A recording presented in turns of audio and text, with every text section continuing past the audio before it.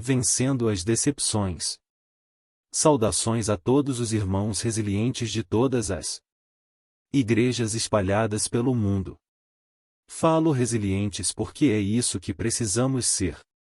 Diante de tantas lutas e decepções que sofremos nesta caminhada da vida. Fazer a obra de Deus é, com certeza, a maior alegria que temos na vida. Seguir o chamado de Cristo é a caminhada mais linda que podemos seguir.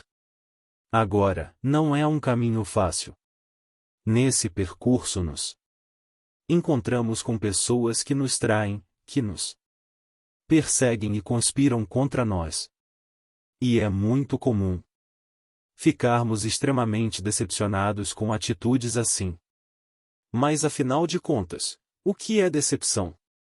A palavra decepção tem a sua origem no latim deceptio, que significa dolo, engano, trapaça. Hoje em dia, o sentido dessa palavra refere-se a quando se sofre uma mágoa, tristeza, desilusão ou desgosto com alguém, alguma coisa ou situação. Ser cristão é amar e cuidar de nossos irmãos como Cristo nos ensinou. Mas como podemos ver nas Sagradas Escrituras, essa não é uma coisa fácil de se fazer. Seja um desconhecido que bate à nossa porta, um vizinho com problemas de alcoolismo, mas que não temos amizade alguma, um irmão da igreja que senta ao nosso lado e conquista a nossa confiança, um amigo de infância, o pastor do qual esperamos amor, atenção e cuidado, um parente próximo que frequenta a nossa casa ou até nosso cônjuge. Não importa quem seja, se dedicamos tempo e esforço para ajudar alguém, esperamos gratidão e reconhecimento, e quando isso não acontece, nós nos decepcionamos grandemente.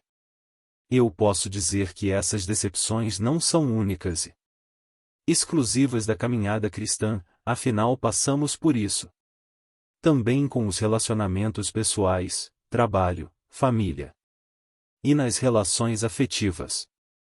O problema é que, em geral, estamos preparados para algumas dessas tristezas, mas para outras não. Você ajuda um viciado em drogas que mora nas ruas, pagando para ele um prato de comida toda sexta-feira, mas na semana em que você não pode ajudá-lo, descontrolado pelas drogas, ele te ofende ou te agride. Nesse exemplo, não podemos dizer que foi uma surpresa a reação do rapaz. Nem podemos chamar de decepção. Agora, você empresta um dinheiro ao seu irmão mais velho que lhe garante pagar até o final do mês, porém, passam 2, 3 e até 4 meses e ele não paga nem te dá satisfação. Após alguns meses, você liga para tentar saber se estava tudo bem, mas ele rejeita suas ligações. Então você nota que ele está te evitando. Aqui sim nós podemos dizer que existe uma grande decepção. Quando pensamos em igrejas, principalmente as evangélicas que se colocam como retas e santas, não conseguimos aceitar que tais situações possam acontecer e é aqui que mora o perigo, porque Satanás usa a decepção como arma para afastar ou parar o ungido de Deus. A primeira coisa a saber é que, ao ajudar e apoiar uma pessoa que está em uma batalha, você compra para si as lutas dela. Imagine um soldado que está participando de uma batalha junto a uma tropa. O inimigo não atira em um soldado, mas na tropa inteira. Assim, todas as lutas de seu amigo são também suas lutas porque estão todos juntos na mesma batalha. Ou supunhamos que você está em uma mata com um amigo, e um leão o ataca. Se você correr, tem alguma chance de escapar, porém se você enfrentar o leão e retirar o seu amigo das garras dele, é muito provável que esse leão se volte contra você e te ataque. Assim funciona no mundo espiritual quando nos colocamos a ajudar alguém em suas batalhas, enfrentamos os seus inimigos e somos atacados por eles. É por isso que, em alguns casos, quando estamos ajudando um amigo, seja em oração, financeiramente ou apenas aconselhando, passamos por tantas provas. A segunda coisa que precisamos entender é que gratidão não é uma dívida eterna. Gratidão é reconhecer o bem que o outro fez, mesmo que nesse momento aquele que antes te ajudou, agora não possa ajudar. Ser grato a Deus é entender e reconhecer todas as vezes que Ele te livrou, abençoou, realizou e proveu na sua vida, mesmo que nesse momento o Pai não esteja atendendo aos seus clamores. O fato de Deus não estar respondendo às suas orações, ou de não ter realizado o milagre que você tanto espera, não pode apagar todas as outras vezes em que você viveu os milagres, foi abençoado e teve suas orações respondidas. O fato de você ter ajudado a uma pessoa, de ter dado apoio a ela em alguns ou muitos momentos, não significa que ela tem uma dívida com você e precisa te pagar da mesma forma. Ingratidão seria se essa pessoa não reconhecesse o que você fez e falasse para todos que você nunca ajudou. Muitas vezes esperamos que a pessoa faça por nós algo próximo ao que fizemos por ela, mas nem sempre é possível. Você pode ter o dom da palavra, saber confortar a pessoa num momento difícil e ter condições de pagar uma conta, mas a pessoa do outro lado pode não ter esses dons, nem as mesmas condições financeiras que você tem. Quando esperamos esse retorno de ações das pessoas, acabamos nos decepcionando facilmente. Correto é que façamos o bem sem olhar a quem e sem esperar troco ou volta. Hoje você ajuda um morador de rua, amanhã um morador de rua ajuda um criminoso, depois o criminoso ajuda um empresário e o empresário te ajuda. Você não consegue notar, mas Jesus tem uma fantástica capacidade de ligar pessoas.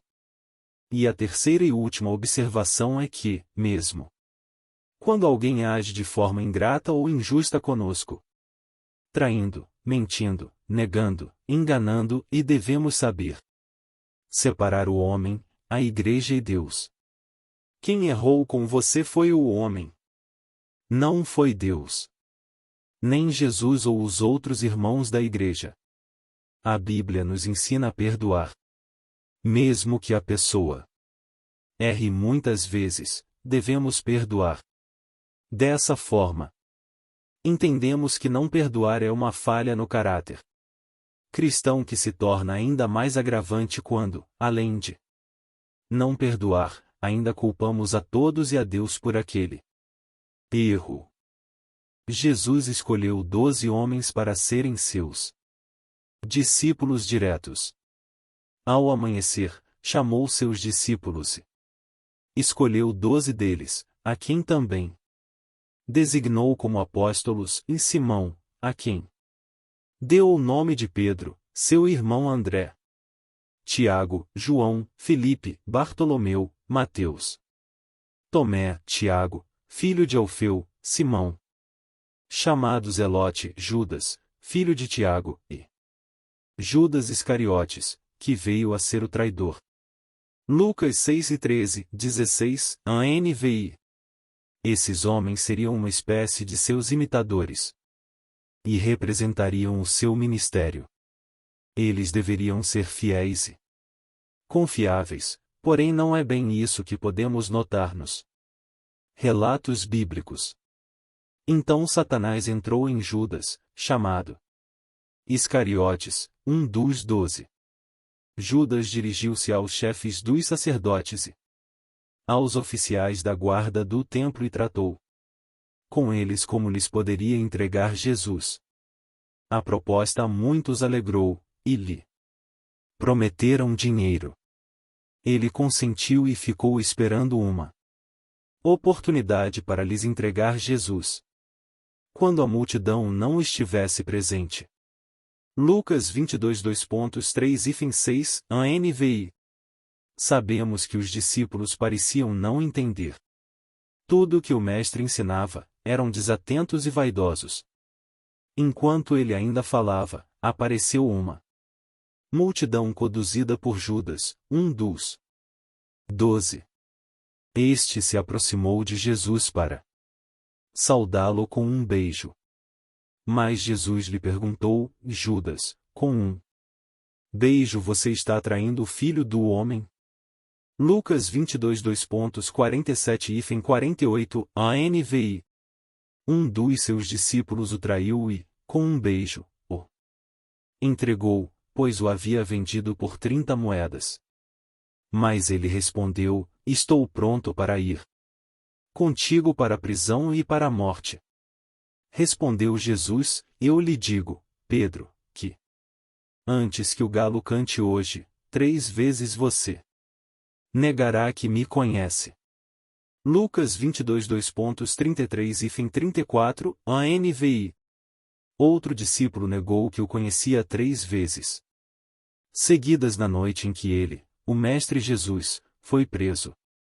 Eu poderia citar passagens em que os discípulos envergonharam o Mestre, desobedeceram, confrontaram e duvidaram, mas Jesus soube entender a fraqueza de cada um deles e separou os defeitos e as qualidades de cada um.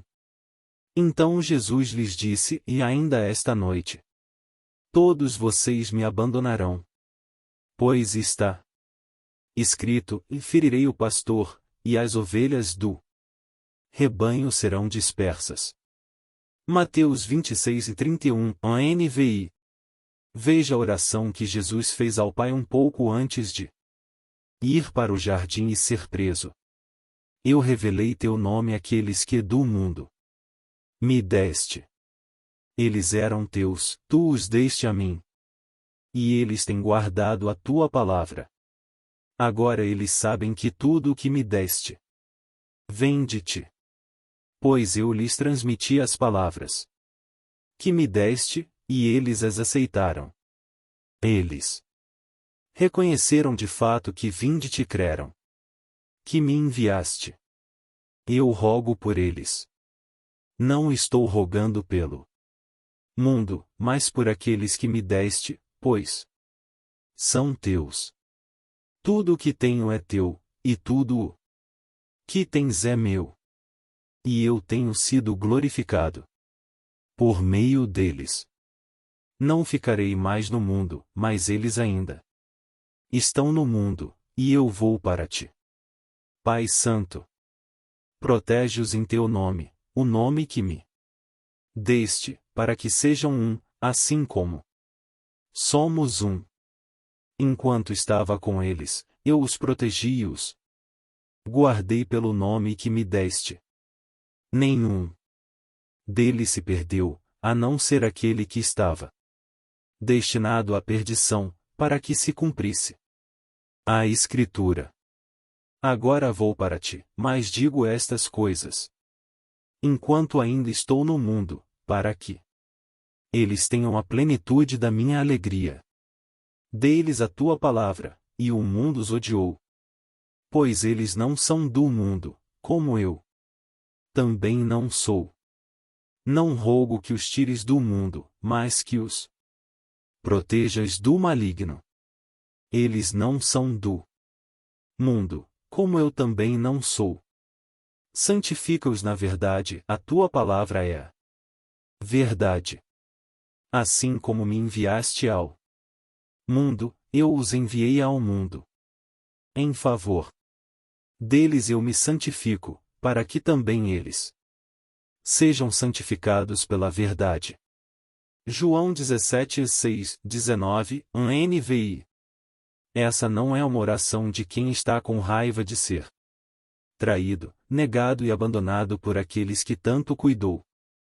É a oração de quem ama e sabe que, apesar das falhas e erros, aqueles foram seus amigos por um longo período. Essa é a oração de quem sabe que vai sofrer, mas não. Porque o Pai não exale amor, ao contrário, é porque o Pai ama muito seus irmãos. Essa é a oração de quem sabe dividir o passado dos seus discípulos, o presente com falhas e o futuro de alegrias e amor. Mesmo após morrer e ressuscitar, Jesus foi atrás de todos os seus discípulos que estavam tristes e pensando em desistir, porque o Mestre perdoou e porque havia um trabalho para continuar.